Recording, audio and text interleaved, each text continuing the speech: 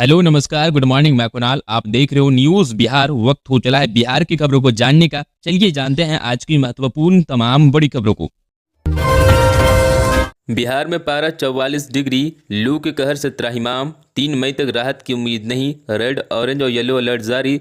ज़रूरत हो तो घर से बाहर निकली।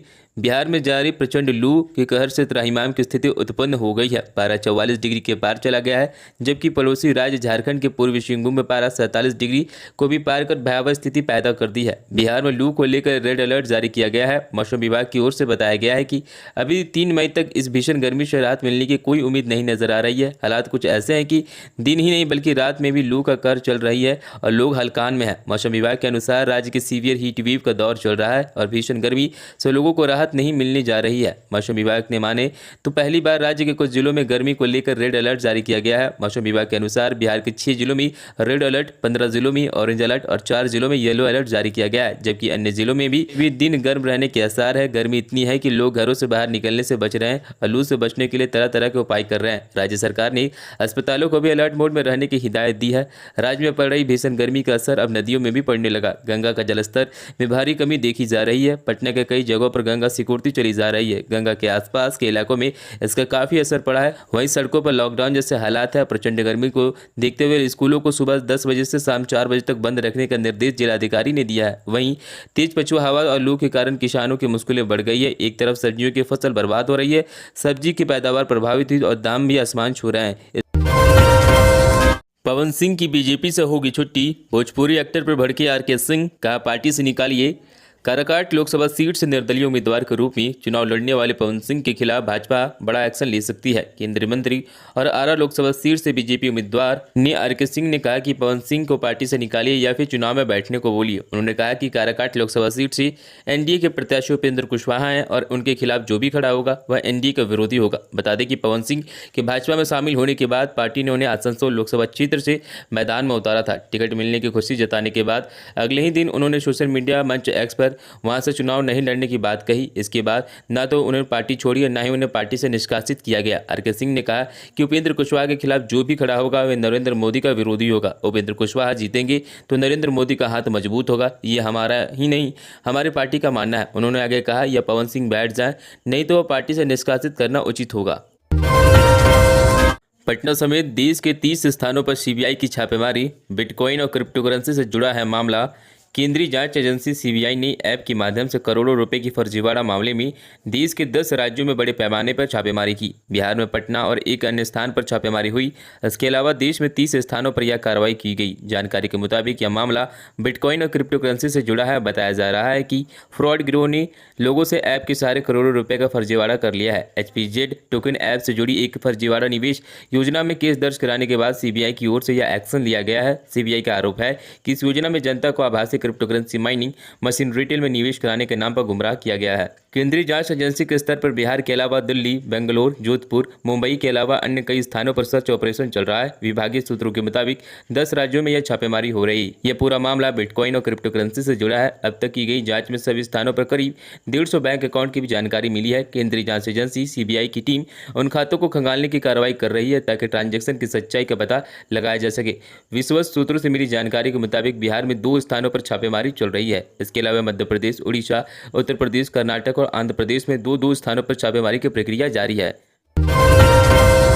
होटल रेस्टोरेंट संचालकों को तोहफा, कमर्शियल गैस सिलेंडर के दाम में गिरावट, जाने नई कीमतें। तेल कंपनियों ने मई महीने के पहले दिन गैस सिलेंडर की कीमतों में कमी की है। 19 किलोग्राम वाले गैस सब्सिडी प्राप्त व्यावसायिक गैस सिलेंडर की कीमतों में कटौती की गई है। 1 मई से अब कमर्शियल सिलेंडर 19 रुपये सस्ता हो गया है। पटना में अब व्यावसायिक गैस सिलेंडर की नई कीमत 2019 रुपये 50 रुपये से हो गई है। यह कीमत बीते 1 मई सुबह 6 बजे से लागू हो गई थी। बीते 3 महीने में व्यावसायिक गैस सिलेंडर की कीमतों में 51 रुपये 50 पैसे की कमी की गई है। इस बीच घरेलू गैस सिलेंडर के दामों में कोई भी कमी नहीं हुई है। अप्रैल महीने में व्यावसायिक गैस सिलेंडर की कीमत 2038 रुपये 50 पैसे रुपये थी। इससे पहले 9 मार्च को व्यावसायिक गैस सिलेंडर की कीमत 2071 रुपये थी। तेल कंपनियों द्वारा कीमतों में कटौती के बाद पटना में कमर्शियल सिलेंडर 2019 रुपये 50 पैसे का हो गया है। हालांकि 14.2 किलोग्राम वाले घरेलू गैस सिलेंडर की कीमतों में कोई कमी नहीं की गई है। 1 मई को भी घरेलू गैस सिलेंडर की कीमत 901 रुपये है। बताते चले कि प्रत्येक महीने के पहले दिन LPG गैस सिलेंडर की कीमतों का निर्धारण किया जाता है। व्यावसायिक गैस सिलेंडर की कीमतों में कमी के बाद बाद होटल रेस्टोरेंट संचालकों को राहत मिलेगी। इससे बाहर में खाना पीना सस्ता हो सकता है। राज्य के अधिकांश जिलों में शहरी इलाके में जलावन का उपयोग पर रोक लगा दी जाएगी। इस वजह से छोटी बड़ी सभी होटल में या खाने पीने की दुकानों में अब गैस का उपयोग होता है। ऐसे में कीमत में कमी से व्यवसायी को राहत महसूस कर रहे हैं। 17 माह में 5 लाख नौकरी दी, 5 साल रह जाते तो 20 लाख युवाओं को रोजगार जरूर देती, कहे तेजस्वी यादव।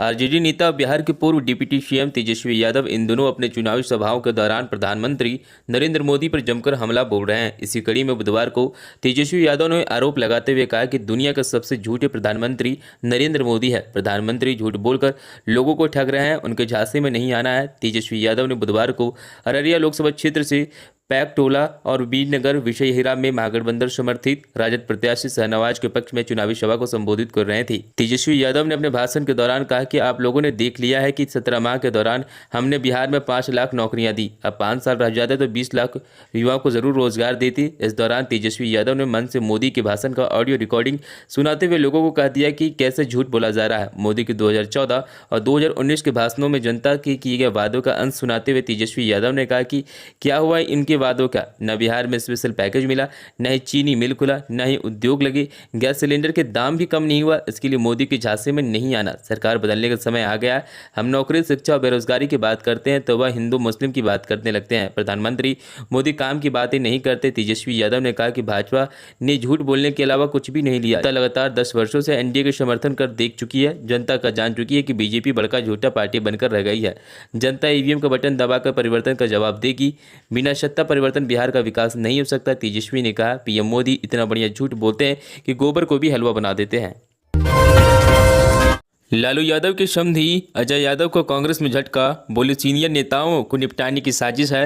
राष्ट्रीय जनता दल के अध्यक्ष लालू प्रसाद यादव के समधी और कांग्रेस के वरिष्ठ नेता कैप्टन अजय सिंह यादव को पार्टी ने जोर का झटका दिया है। 2019 में गुड़गांव लोकसभा सीट से हारे अजय सिंह यादव की जगह पर कांग्रेस ने इस बार अभिनेता राज बब्बर को टिकट दिया है। अजय सिंह यादव ने राज बब्बर को टिकट मिलने के बाद एक ट्वीट में आरोप लगाया है कि हरियाणा में प्रदेश कांग्रेस के नेताओं ने पार्टी के वरिष्ठ नेताओं को निपटाने की साजिश रची है। अजय सिंह यादव गुड़गांव लोकसभा सीट के तहत आने वाली 9 विधानसभा सीटों में एक रेवाड़ी विधानसभा से लगातार 5 बार चुनाव जीते हैं और हरियाणा सरकार के मंत्री रहे। 1991 से 2004 तक लगातार जीते अजय सिंह यादव 2014 में चुनाव हार गए थे, लेकिन 2019 में उनकी बेटी लालू यादव के दामाद चिरंजीवी राव ने कांग्रेस के लिए यह सीट दोबारा जीत ली। चिरंजीवी लालू यादव की बेटी अनुष्का के पति हैं और काफी समय से कांग्रेस में सक्रिय रहे हैं। सोशल मीडिया साइट एक्स पर अजय सिंह यादव ने एक पोस्ट में लिखा है कि मैं राष्ट्रीय नेतृत्व के फैसले का पालन करूंगा, लेकिन हरियाणा प्रदेश के कुछ कांग्रेस के नेताओं ने वरिष्ठ नेताओं को निपटाने की एक गहरी साजिश रची है। मैं कांग्रेस के लिए काम कर रहा हूं और आगे भी करता रहूंगा। गुड़गांव लोकसभा सीट से 25 मई को छठे चरण में मतदान होगा, जिसके लिए 6 मई तक नामांकन काम चलेगा। पूर्व सांसद महरूम शहाबुद्दीन की तीसरे पुण्यतिथि पर दी गई श्रद्धांजलि। जेडीयू नेता कविता सिंह की जेठ हिना साहब को समर्थन देने का किया ऐलान।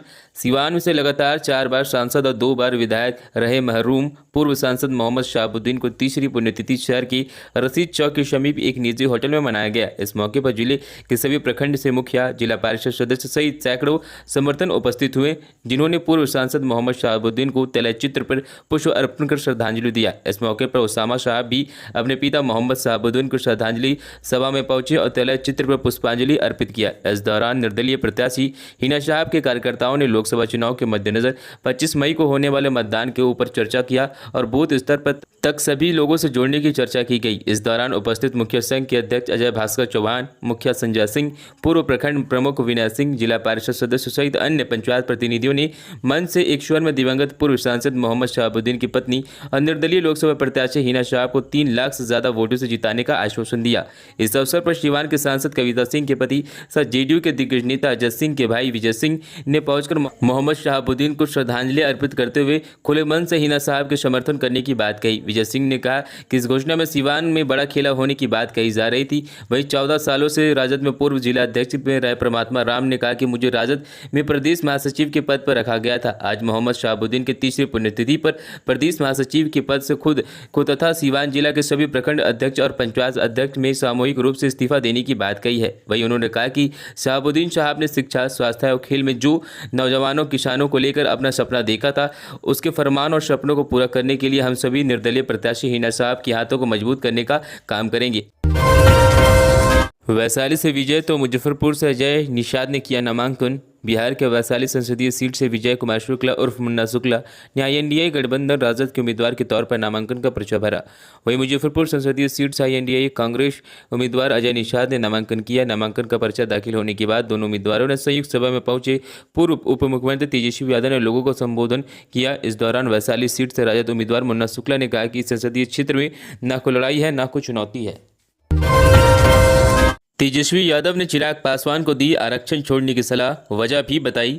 आरक्षण और संविधान को लेकर देश भर में बड़ी बहस छिड़ी हुई है। इसको लेकर विपक्ष लगातार केंद्र की नरेंद्र मोदी सरकार पर हमला बोल रही है। बिहार में भी इस मुद्दे को लेकर सियासी घमासान मचा हुआ है। बुधवार को लोजपा रामविलास प्रमुख चिराग पासवान के एक बयान को लेकर आरजेडी नेता तेजस्वी यादव ने कहा कि उनकी बातों को छोड़िए। चिराग पासवान बोलते हैं जो संपन्न दलित हैं उन्हें आरक्षण छोड़ देना चाहिए, फिर वे आरक्षण क्यों नहीं छोड़ते हैं। तेजस्वी यादव ने आगे कहा कि बेंगलुरु में जो हो रहा है, कर्नाटक में जो हो रहा है, उस पर चिराग पासवान कुछ भी नहीं बोल रहे हैं। तेजस्वी ने आरोप लगाते हुए कहा कि भाजपा का नेता बाबा साहब आम्बेडकर के संविधान को खत्म करने का प्रयास कर रहे हैं। इसको लेकर उनका मुंह नहीं खुल रहा है। वहीं प्रधानमंत्री द्वारा मुस्लिम के धर्म के नाम पर आरक्षण नहीं देने के बयान पर तेजस्वी ने कहा कि उन्हें भी जानकारी का अभाव है। अभी कपिलू ठाकुर जो भारत रत्न ने दिया उनके लिए, लेकिन उन्हीं के विचारों का विरोध कर रहे हैं। जब भी पहली बार कपिलू ठाकुर जी मुख्यमंत्री बने थे, जितने भी सामाजिक पिछड़ी जाति चाहे वो किसी भी धर्म के हो, पहली बार आरक्षण मिला था। पटना में अब फायर फाइटिंग ड्रोन बुझाएगा आग, जानिए कैसे करता है ये काम। पटना जंक्शन के पास पाल होटल व अमृत होटल में 25 अप्रैल को अगलगी की घटना के बाद अग्निशमन विभाग अब अपने दस्ते में फायर फाइटिंग ड्रोन को शामिल करने का फैसला लिया है। बताते कि इस अगलगी की घटना के बाद लोगों में शहमस हो गई है। इसको देखते हुए अग्निशमन विभाग ने यह फैसला लिया है। मंगलवार को फायर फाइटिंग की टीम ड्रोन का गांधी मैदान में डेमोन्स्ट्रेशन किया गया। अग्निशमन विभाग की ओर से ड्रोन का हवा में उड़ाया गया, फोम का छिड़काव किया गया। हालांकि यह ड्रोन 10 मीटर से ज़्यादा ऊपर नहीं उड़ पाया, लेकिन अग्निशमन विभाग के अधिकारियों का कहना है कि ड्रोन 50 मीटर से ऊपर भी जाकर बहुमंजिली इमारतों में लगी आग को बुझा सकता है। ड्रोन से फोम का इस्तेमाल आमतौर पर रासायनिक पदार्थों से लगी आग को बुझाने के लिए किया जाता है, क्योंकि पानी का प्रभाव इस तरह की आग पर काफ़ी कम होता है। इस दौरान अग्निशमन विभाग की ओर से फायर फाइटिंग बाइक व अन्य उपकरणों का भी प्रदर्शन किया गया। मौके पर मौजूद assistant state fire officer Rakesh Kumar ने बताया कि फायर फाइटिंग ड्रोन का उपयोग वैसी स्थिति में किया जाता है जहां बहुमंजिली इमारतों में हाइड्रोलिक या लैडर प्लेटफॉर्म नहीं पहुंच पाता। ड्रोन की मदद से वैसी जगहों पर तुरंत ही फोम का छिड़काव कर आग को बुझाया जा सकता है। इसके अलावा तंग गलियों में डायरेक्ट टारगेट पर जाकर पानी या फोम के उपयोग से आग बुझाई जा सकती है। अभी हम लोग देख रहे हैं कि बिहार के परिप्रेक्ष्य में यह कितना उपयोगी है। इसके लिए ही डेमोन्स्ट्रेशन कराया जा रहा है। Amit Shah D fake video, Congress पर बरसे सम्राट चौधरी, राजद को भी लिया अड़े हत्थी। आरक्षण के मुद्दे पर केंद्रीय गृह मंत्री अमित शाह के भाषण से जुड़ी कांग्रेस द्वारा फर्जी और डी फेक वीडियो वायरल करने को लेकर बिहार के डिप्टी सीएम सम्राट चौधरी की ओर से प्रतिक्रिया सामने आई है। उन्होंने कहा कि यह घोर आपत्तिजनक है। झूठ, फरेब और जालसाजी से भी विपक्ष की डुबती नैया नहीं बचने वाली। सम्राट चौधरी ने कहा कि राजद और कांग्रेस की झूठ की बुनियादी पर खड़ी राजनीतिक से जनता को सचेत रहने की जरूरत है। पत्रकारों के साथ बातचीत के दौरान सम्राट चौधरी ने कहा कि विपक्षी गठबंधन का मकसद भ्रष्टाचार करना है, अकूत बेनामी संपत्ति इकट्ठा करना है। राजद और कांग्रेस की छटपटाहट देश के लिए नहीं, कानून में कसते शिकंजे से अपनों को बचाने के लिए है। उन्होंने कहा कि भ्रष्टाचार, अराजकता और जंगलराज के प्रतीक राजद और कांग्रेस एक बार फिर भ्रम और झांसे की राजनीति कर रहा है। फर्जी वीडियो, दुष्प्रचार के जरिए झूठ का पहाड़ खड़ा कर जनता को झांसा नहीं दिया जा सकता। जनता राजद के 15 साल और कांग्रेस के नेतृत्व वाली यूपीए सरकार के 10 साल के गबन घोटाले और भ्रष्टाचार को आज तक नहीं भूली है और आगे नहीं भूलने वाली।